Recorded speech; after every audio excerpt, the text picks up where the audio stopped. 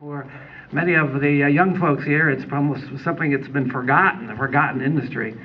But in the early part of the century, the 20s, perhaps, and absolutely the 30s, that there were perhaps a dozen factories in Hammonton. And of course, the giant of all factories of men's clothing was William B. Kessler.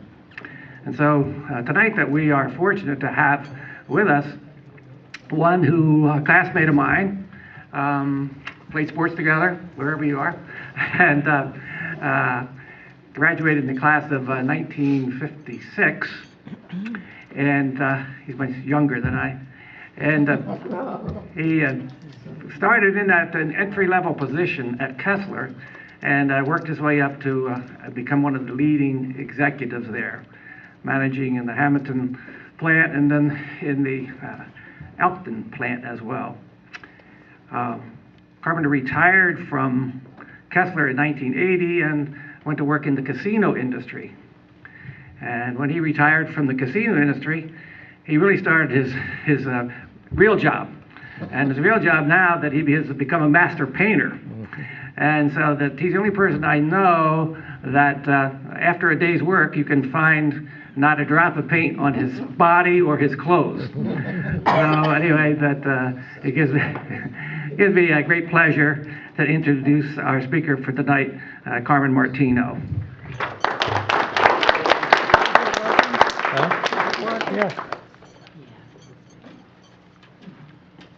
Bill, I don't know about this mic. You know, you're 6'5".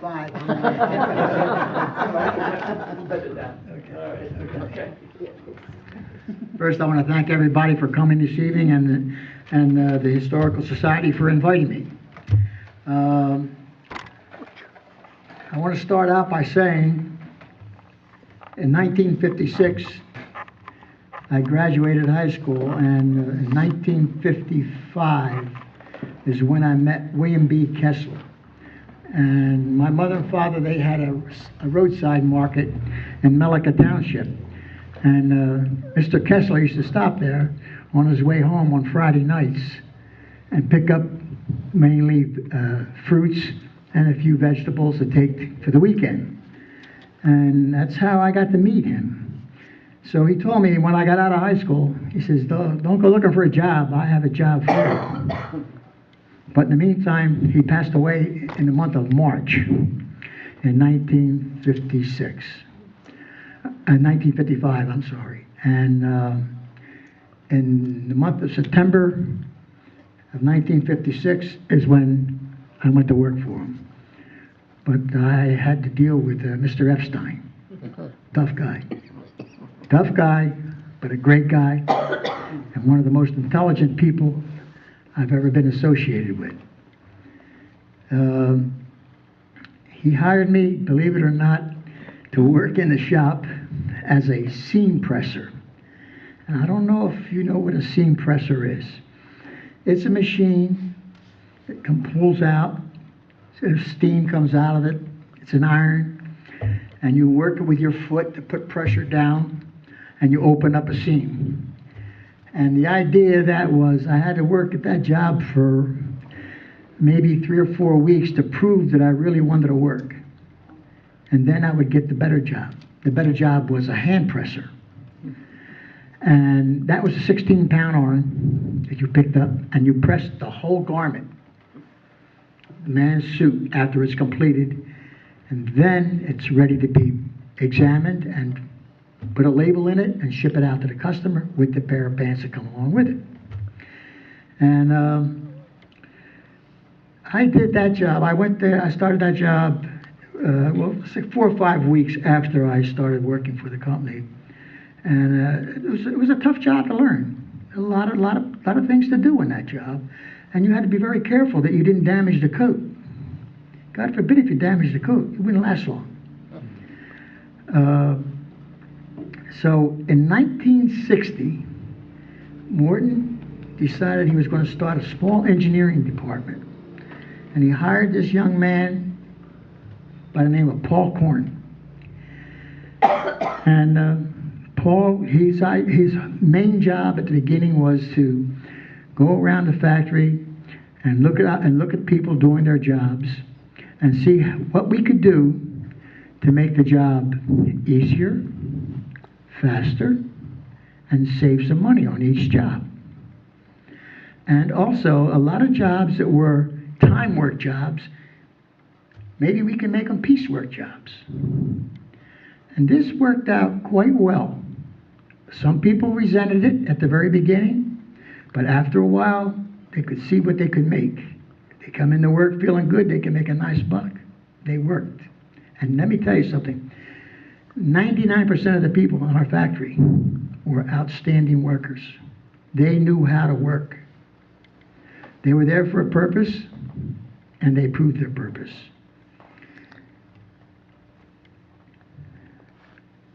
In 1965, Mort brought this company in called Carmen Associates. They were from North Carolina. And they came and made a complete evaluation of our whole factory. Every employee. They looked at every employee. They made an assumption on every employee, including supervisors. And they would, at the end, they went and made a recommendation to both Chester and Morton. And at that time, we were getting immigrants from Italy. Most of them knew how to sew. Most of them did a very good job on what they knew how to do. But a lot of them needed some sort of training. And they decided that maybe we should start a training program, because after a while, the Italian government or the American government combined decided not to send any more tailors to this country. So that left us in a dilemma. People we could get to work for us were people off the street, people who didn't have jobs. And we weren't the only manufacturing facility in the community. You had Romolo, you had Pino's shop, you had Costa's shop, you had the Aggressive shop, and I think I might miss one or two in between. But they all had to have people to work too. So the workforce was kind of weak. And so we decided we would start this training program with Carmen Associates, recommending this. And they brought their engineers in. And that's when a fellow by the name of Ken Osborne kind of plucked me out of the 500 people that were working there. And he said, he asked me one day, he said if I was interested in going to school. And I said, I definitely was interested in going to school. But I started to plan on going to school at nights. So he said, maybe we could do something for you. And it wasn't too long after, I had a meeting with Chester Kessler and Morton Epstein. And they offered me a little package of going to school, and they would pay for it. The only thing I had to pay for was my transportation to go to Camden, to Rutgers. And I did that for 5 years. What they did, they prepped me to join the engineering department. Started this training program in 1965, training people who did not know a thing about a sewing machine.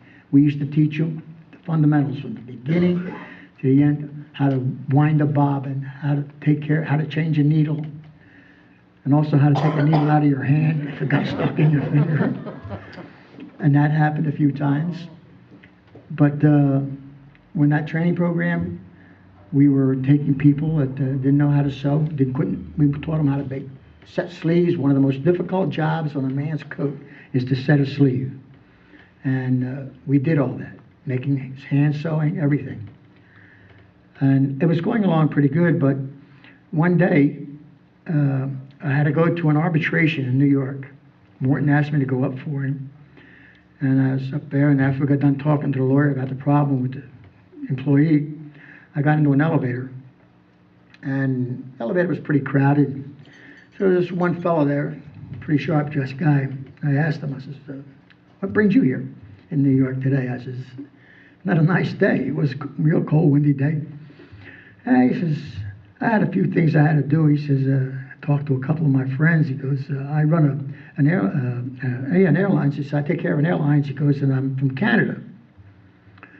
I says, well, what do why would you have to be here for the airlines? He goes, well, I take people in. He says, from Greece. He goes, I have a lot of Greek people that come in Canada, and says, and we put them to work. I said, what kind of people? He says, some of them are tailors. I says, really? I says, why don't you give me your phone number? I says, I'd like to talk to you. So when I got home, that next day I went and spoke to Morton. I said, I want to talk to this guy about maybe bringing some Greek tailors in. He says, not a bad idea. So that's what we did. His name is Mr. Stravopoulos. Crazier guy you ever met in your life, but he got some people for him. He sent me a list. I bet you that list had to have 300 names on it. And I just picked out people who I thought would adapt to our community. People that were married, one child, no more than 2 kids, because we had to find living quarters for them. And that's what we did. Bertha Siscone and I used to go around town. She used to get the paper every week and look for apartments, and anybody had an apartment, she would talk to them, we'd go look at the apartment, and we'd set these apartments up so that when we got these people from Greece to come in, we'd have a place to put them. And we would pay their first month's rent, and if they needed a little advancement, we'd also give them a little advancement. And we started getting some very nice people. And I got to say one thing, the people that we got in our community really adapted well to our community, and they've done very well. One man in particular is Gus, that owns he did own the diner here in town. He had a little shop on the other side of town. I can remember helping Gus out the first day he came into this town. And those people did a very good job for us. So then, in 1962 they had a major construction with Kesslers. They expanded 3 times, almost 4 times of what we originally had. When that expansion, they built a huge shipping department. They expanded the cutting department, and they expanded the designing department. And the one thing that they added that we didn't have was a sponging department. And very few people knew about that department because it was just something that was being done. Nobody really cared too much about it. But it was highly important to the manufacturing of our suits. A sponging department, just to give you a quick idea about it, is we'd get the cloth in rolls, big rolls of cloth, and they would have to run through solutions and see if the dyes were working properly in the cloth, or if how much shrinkage there was in the cloth, and so forth. Damage, sometimes weaving damages, all this stuff was picked up. And the fellow that took care of that was Harry Kessler, William B. Kessler's brother. He was semi in charge of it. He used to, before that came into effect, he would buy like the buttons and the canvas for the coats and stuff like that. Little things he did, but then that was his project, and was the sponging department. But we brought some very knowledgeable people in with that. We brought them out of New York, and the one guy that stands out the most to me was Ray Nolan. Ray was a very, very good cloth. He knew the cloth well. And then, in that expansion, that went along pretty good, and then Chester decided that we had to make more moves. So we built the plant in Elkton, Maryland. And that was done in 1974. That plant opened, we opened up with about 200 people. And with our training program, we had to train every person there. There were no sewers in Elkton, Maryland. They came as far as Havre de Grace and places like that, surrounding areas, because there was a lot of work, a good workforce there, but there were no jobs. And we did very well in training those people. They were very good. They learned quick. We were averaging around 200. We were producing like 200, 240 coats a day. And one day, Mort said to me, "We gotta push that plant up." He said, "We gotta get more coats out there. We gotta hire more people. We gotta get it moving." So we went down. I went down. I spent some time there. And that plant, we got it to produce from 250 coats a day to 500 coats a day. We doubled the production. And with the production we had in Hammonton, things were working out pretty good. But remember, we had to have the companies to make pants for us. And we had a little plant in Bridgeton that made pants. We had about 80 people working in that plant, between 75 and 80 people. And you may remember this name, Anna Sarro. Anna, she was a real good pants lady. She's a very good quality person. She's the one that really kept that plant going for us for a while. And we had a little satellite plant in Atlantic City on Texas Avenue. We employed about 50 people there. Those people used to make the sleeve for a coat. And they'll put the lining in the sleeve, and then they would ship them back to Hammonton, and then that's when we would put the sleeves into the rest of the coat, which we made the rest of it here.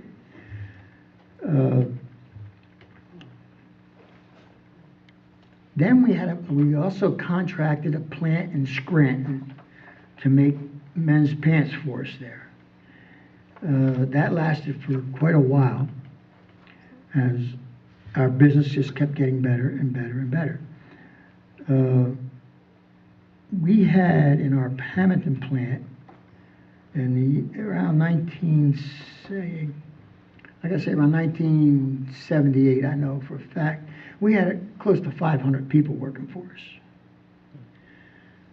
I don't think many people realized the number of people that worked in the industry, in the clothing industry in this community, how many people actually worked in it, but there were quite a few. I know we had 500 in Hammonton, and then you take Romelo's, they had to have at least 100, 150 people in that factory. And then Johnny Pino's, he had to have another 75, 80 people, close to 100. There was a lot of people. Aggressive, too. They had something going. But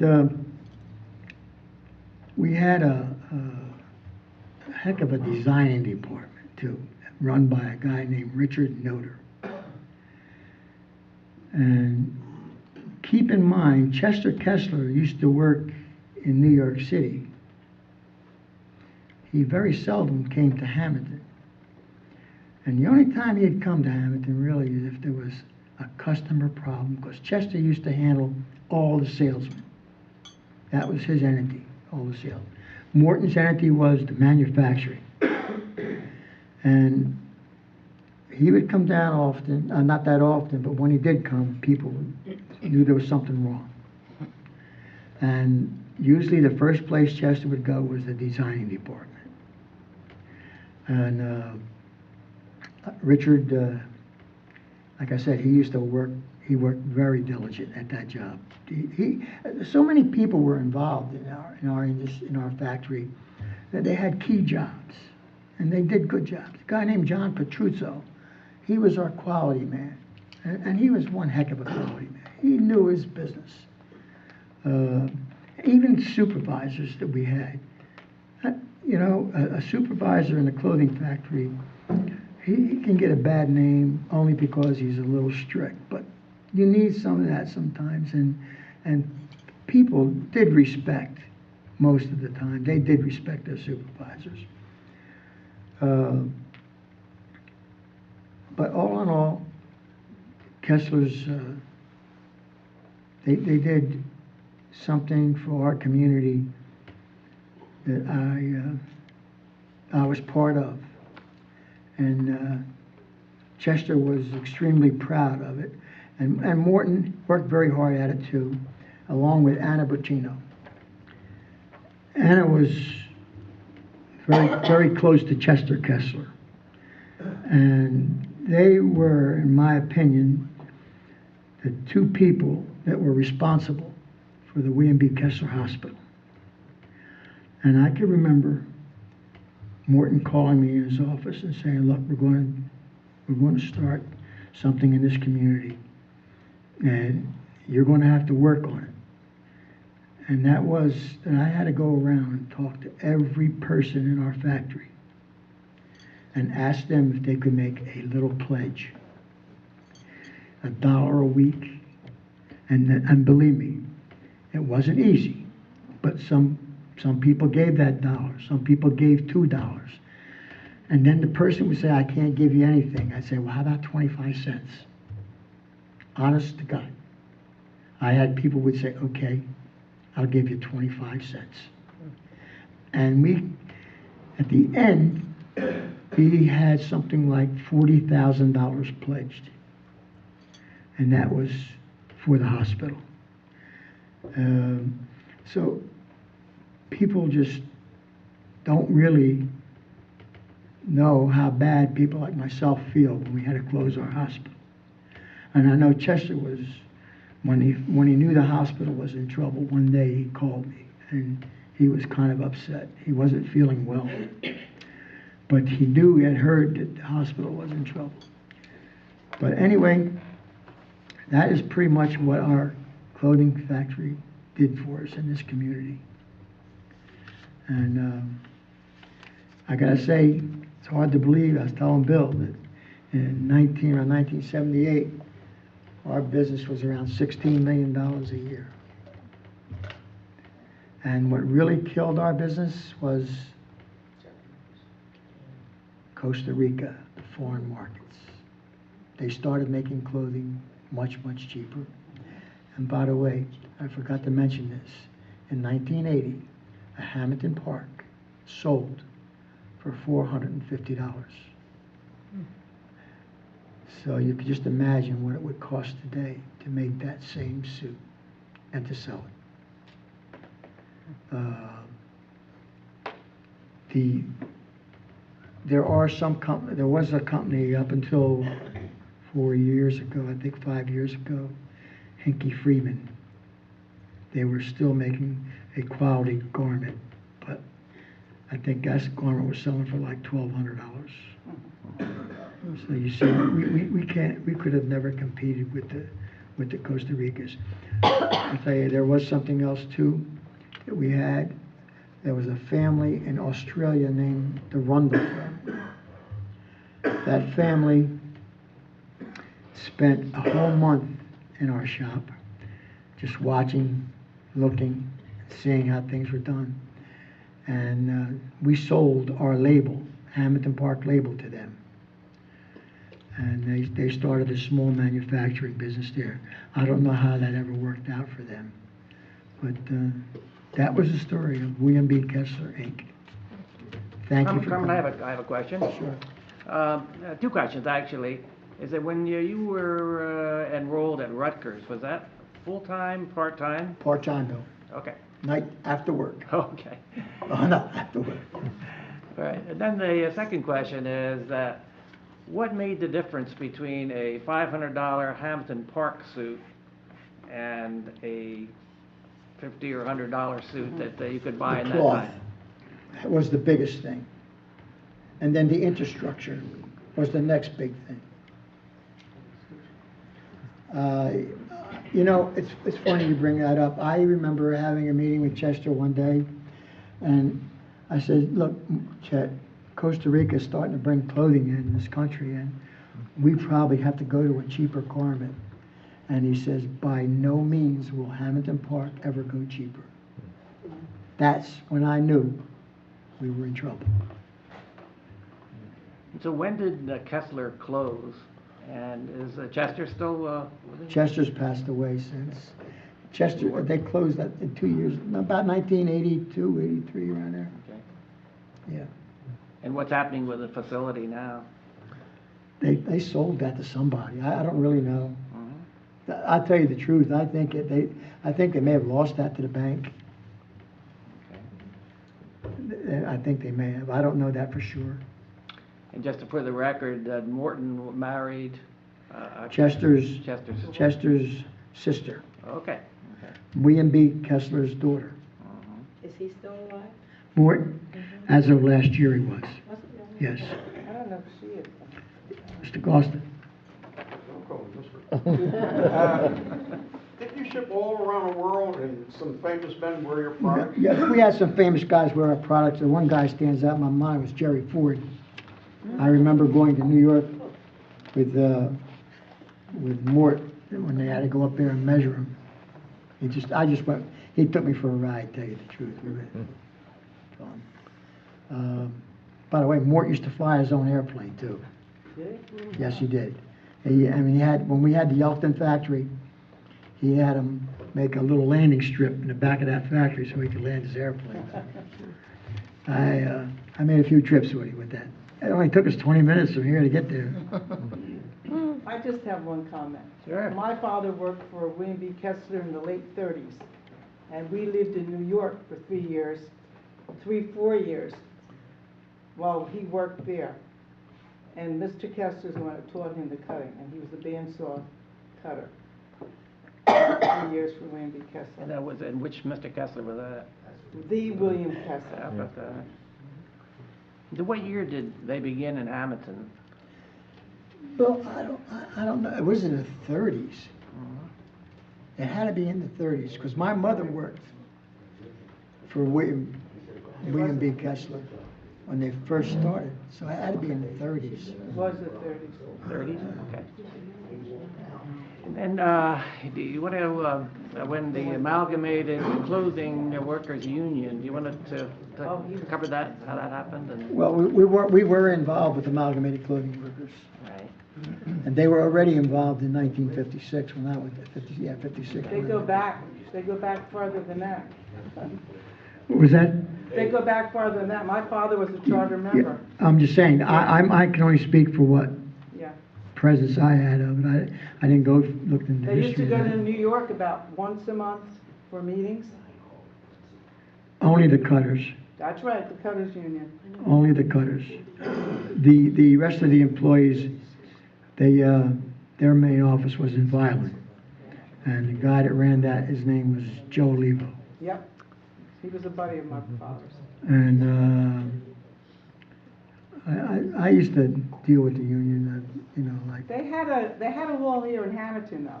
excuse me? They had a hall here in Yeah, Hammonton. they used to use the American Legion Hall. I remember going upstairs. I remember one time. When Carl Giordano was, Right. Carl Giordano was the business agent.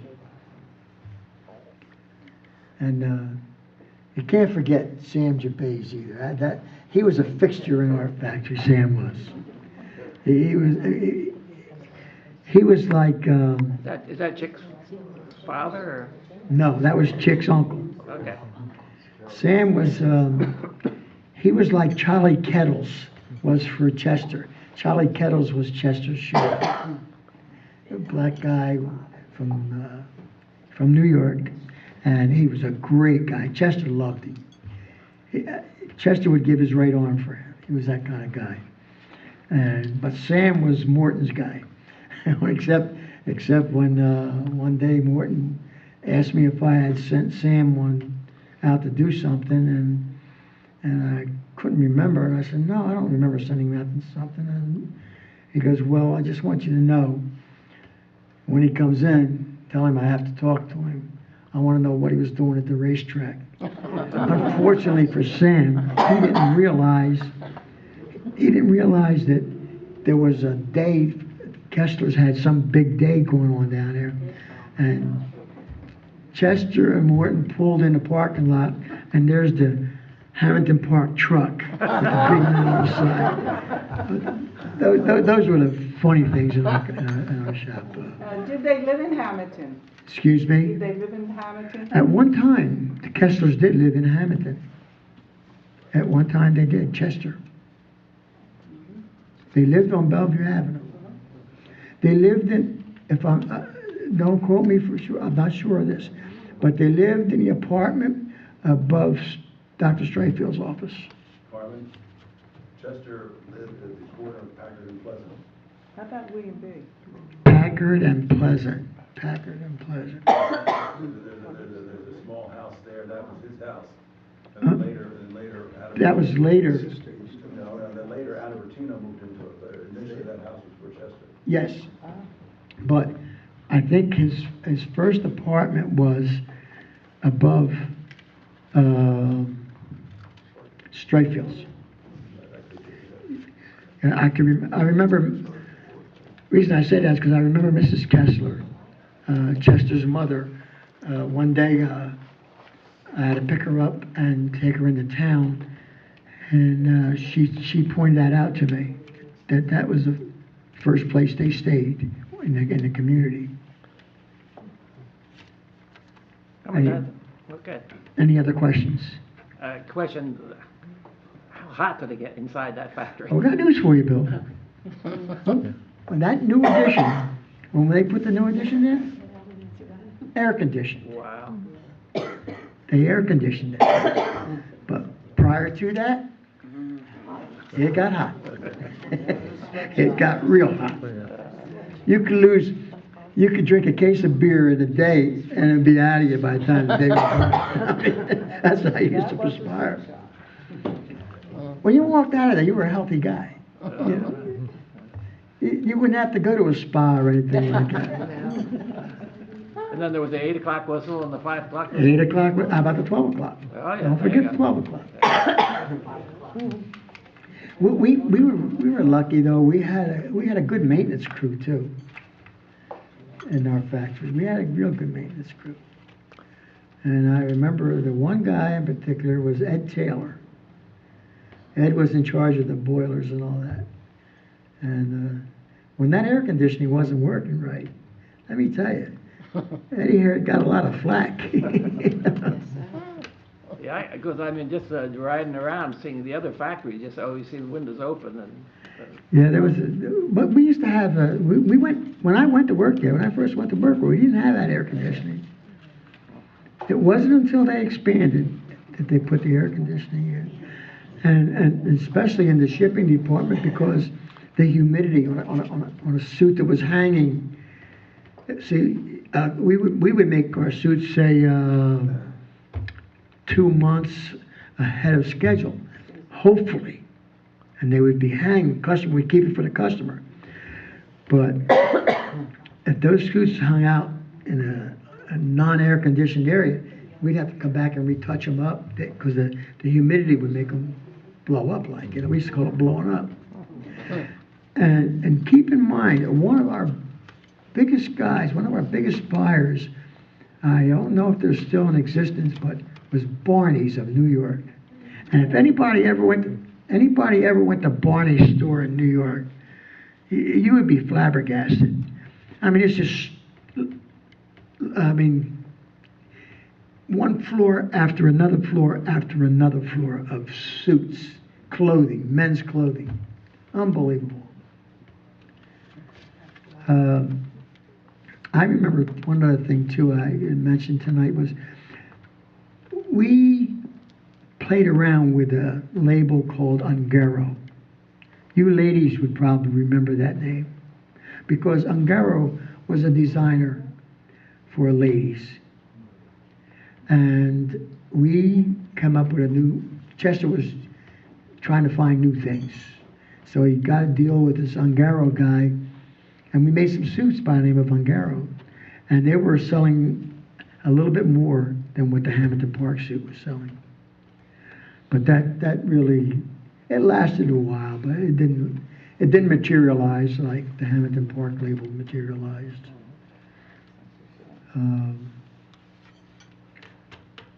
We sold our suits locally too. You know, you had I can't remember the store in Violin that sold it. And then we had the DAmatos on the pike here. They sold our suits. Did they ever have a shop in Vineland? Kesslers? Yes, No. because I remember some of the men worked over there, but, you know. No. maybe they would be helping somebody over in Violin. I mean, that's one thing I gotta say, the community of manufacturers, or tailoring manufacturers, if somebody needed help, they'd help. We'd go help, if we could, and if the people wanted to. That was another thing too. Yes? At the peak, how many suits would you put out a day? Hammonton, 500 a day. 500, pants shop would give you about 1,500 a day.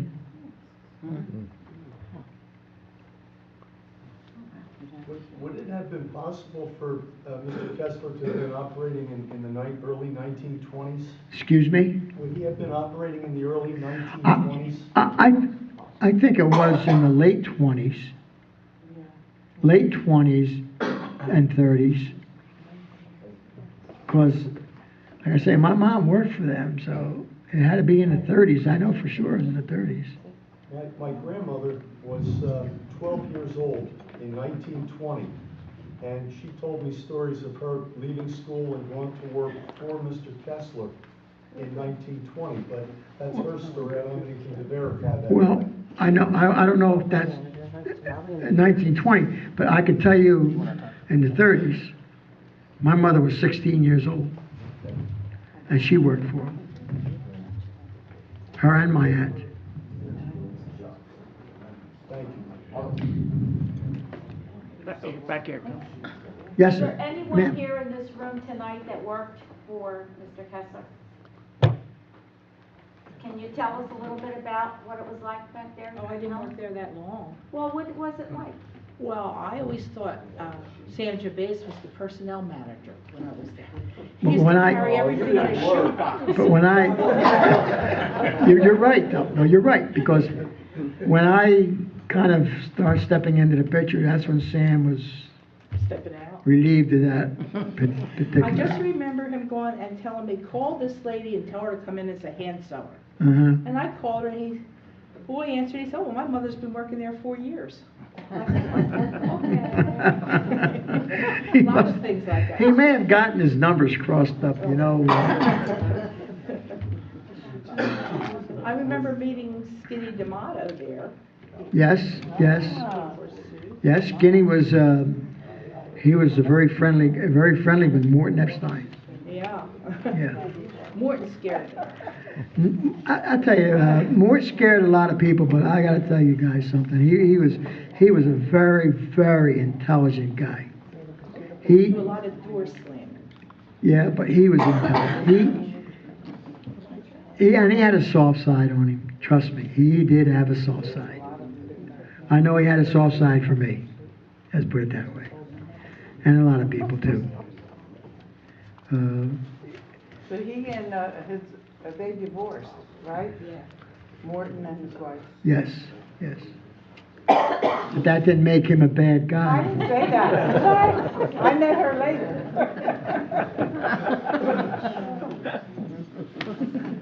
Well, my aunt was office manager there, Your aunt? Gertrude Craig Batchelor. Yeah, I remember her. I don't remember her. So that was That's probably. before me. Yeah, that was in the 20s, 30s. Yeah. Yeah. George But Huff. she loved, George Huff, George Huff at Glendon. another guy that I didn't mention. Yeah, George was in charge of accounts. And another fellow, a classmate of yours, Bill, Joe Tramontano. oh, yeah. No, he was my classmate. Your classmate. Joe Tramontano was, he was in charge of He our was in office the- department and did a terrific job. Again, it wasn't just office work. You know, when we went to so-called computerization, which was the card, Jim Donio will probably know what I'm talking about, the card computers, you know. Joe was in charge of that, and we used to have, and Mort was, he was a real stickler boy. I mean, he wanted everything on the computer. You got to break down a job. I want to break that job down. I want to put it on the computer, everything. The bottom line, I want to know what that pair of pants is going to cost us. You know, that was his theory. And you had to take everybody's job and compile it and there's a price. Remember that. When you're a piece worker, there's a price for everything you do. Pick up, dispose, that's all involved. And a lot of times, things would happen. That's why they had to have the engineering department, because you make one little change, just one little change, add a stitch or reduce a stitch, and you gotta deal with the union. People would say, well, you know, I'm putting an extra stitch here, I'm taking, you know, I want more money. And they were right. But then again, in the same token, when you took that stitch away, they were arguing. It's still the same work, you know, but, so that's what you do. You deal with when you're dealing with piecework. When Kessler closed, did he close all the shops one time? No. He closed the Elkton shop. That was the biggest closure. The satellite shops, what he did do, they try to bring in the satellite shop, bring them into Hammonton. That's what they did. Like you take Atlantic City, those people came into Hammonton. Whatever people wanted to travel from Elkton, Chester, I think, I wasn't there when they finally decided to do that, but I think they had a van that would carry them. They would pick them up and take them from Elkton, Maryland to Hammonton. Certain workers, they're real good producers, and they closed. The Bristol shop was one of the first shops to be closed, and then, like I said, they brought Atlantic City in. Then they cut Scranton off. We had a company in Scranton that would make men's pants. We cut those off, and then that's when I started to realize things are really tightening up. Matter of fact, there was a time when Chester had a meeting with all the people. All supervisors took a 15% cut in pay for 1 year, and all employees took a 10% cut in pay for 1 year. And, you know, people didn't like it, but they did it. And then it was given back, except for this. For the supervisors, it was gone. That was it. Yes? Where did the material come from? A lot of it came from the Carolinas, South Carolina, North So if Carolina. one place was making pants and one place was making jackets, how did they get it to match? You How? have a smile on your face. Okay, because I was part of it. Okay. What you do is, in the cutting department, they'll get an order, and this order will have a number. Every piece of material, I'm telling you, every piece of material will be stickered with a number, and that'll follow throughout the whole factory until it gets done. When it gets done, it meets at the shipping department, and they match them up right there.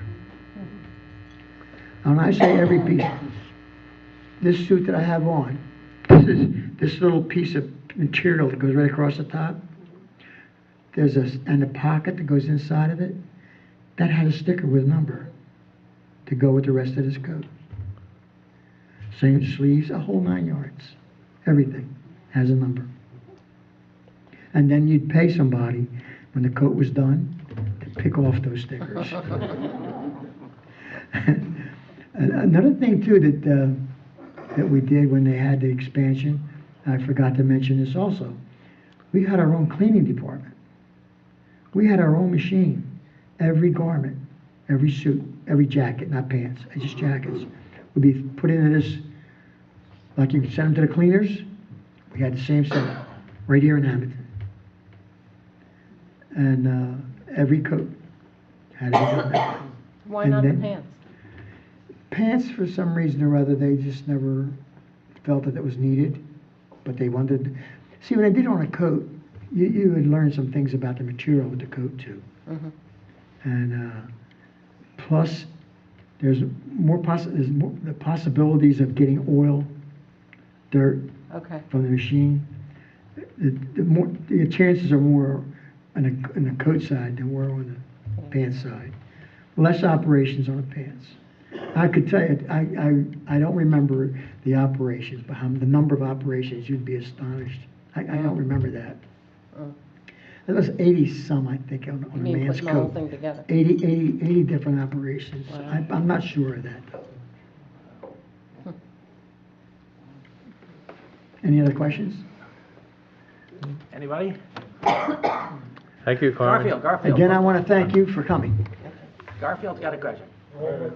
One more, Carmen. Garfield's got a question. I don't know how far-reaching the discussion,